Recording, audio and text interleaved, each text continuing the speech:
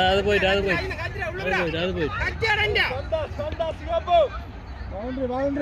அடியண்டா மனமா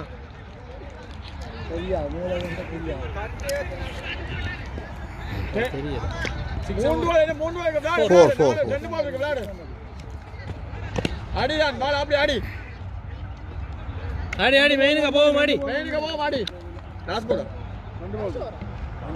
ரெண்டு போல எத்தனை பால் இருக்கு? இன்னும் 1 2 3 4 5 லாஸ்ட் பால் இங்க வடியலா நீங்க பேட்டிங்கா நீங்க